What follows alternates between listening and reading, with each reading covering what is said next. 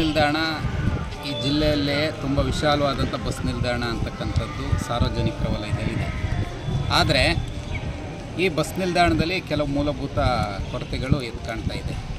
ವಿಶೇಷವಾಗಿ ಏನಾಗಿದೆ ಅಂದರೆ, ಮೊನ್ನೆ ನಮ್ಮ ಬಸ್ ನಿಲ್ದಾಣದ ಟ್ರಾಫಿಕ್ ಕಂಟ್ರೋಲರ್ ಮತ್ತು ಒಬ್ಬರು ಸಾರ್ವಜನಿಕರ ನಡುವೆ ಮಾತಿನ ಚಕಮಕಿ ನಡೆದು ಗಲಾಟೆ ಹಂತಕ್ಕೆ ಹೋಗಿ ಕೈ ಮಿಲಾಸ ಅಂತಕ್ಕೂ ಕೂಡ ಹೋಗಿದೆ. ಆದರೆ ಇದರಲ್ಲಿ ಯಾರ್ದು ತಪ್ಪು ಯಾರ್ದು ಸರಿ ಅಂತಕ್ಕಂಥದ್ದನ್ನ ಇದು ಮಾಡಲಿಕ್ಕೆ ಸಾಧ್ಯ ಆಗ್ತಿಲ್ಲ. ಸಾಲದಕ್ಕಿಲ್ಲಿ ಪ್ರತಿನಿತ್ಯ ಈ ಇಲಾಖೆಯ ಮಾಹಿತಿ ಪ್ರಕಾರ 465ರಿಂದ 500 ಬಸ್ಗಳು ಈ ಒಂದು ಬಸ್ ಸ್ಟ್ಯಾಂಡಿಗೆ ಬಂದು ರಾಜ್ಯದ ವಿವಿಧ ಜಿಲ್ಲೆಗಳಿಗೆ ಸಂಪರ್ಕವನ್ನು ಕಲ್ಪಿಸ್ತಾ ಇದ್ದಾವೆ.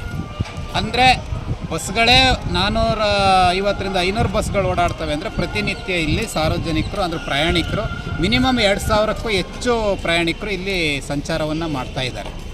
ಆ ಸಂದರ್ಭದಲ್ಲಿ ಇಲ್ಲಿ ಪ್ರಯಾಣಿಕರ ಹಿತದೃಷ್ಟಿಯಿಂದ, ಸುರಕ್ಷತೆ ದೃಷ್ಟಿಯಿಂದ ಈ ಒಂದು ಬಸ್ ನಿಲ್ದಾಣಕ್ಕೆ CCTVಯ ಅವಶ್ಯಕತೆ ಇದೆ.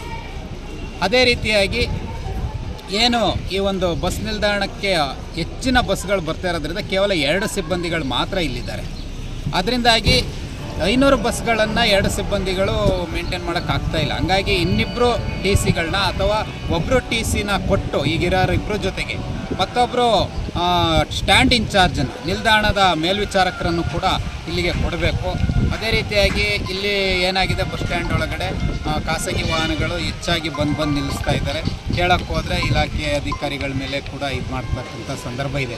ಅದನ್ನು ಸಂಬಂಧಪಟ್ಟಂಥ ಒಂದು ಸ್ಥಳೀಯ ಪೊಲೀಸ್ ಇಲಾಖೆ ಆಗಿರ್ಬೋದು, ಸಂಬಂಧಪಟ್ಟಂಥ KSRTC ಇಲಾಖೆ ಆಗಿರ್ಬೋದು, ಅದ್ರ ಬಗ್ಗೆ ಗಮನ ಹರಿಸಿ ಸ್ಟ್ಯಾಂಡಿನ ಒಳಗಡೆ ಖಾಸಗಿ ವಾಹನಗಳು ಬರದ ರೀತಿಯಲ್ಲಿ ಇದು ಮಾಡಿದ್ರೆ ಅನುಕೂಲ ಆಗುತ್ತೆ ಅಂತಕ್ಕಂಥ ಒಂದು ಸಂದರ್ಭದಲ್ಲಿ ಈಗ ಹೇಳ್ತಾ, ಈ ಒಂದು ಸ್ಟ್ಯಾಂಡಿಗೆ ಪ್ರಮುಖವಾಗಿ ತುರ್ತಾಗಿ CCTV ಅವಶ್ಯಕತೆ ಇದೆ.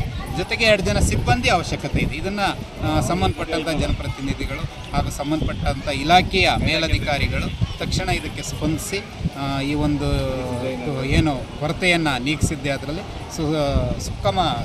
ಸುಗಮ ಸಂಚಾರಕ್ಕೆ ಅನುಕೂಲ ಆಗುತ್ತೆ ಅಂತ ನಾನು ಹೇಳಲಿಕ್ಕೆ ಇಷ್ಟಪಡ್ತೀನಿ.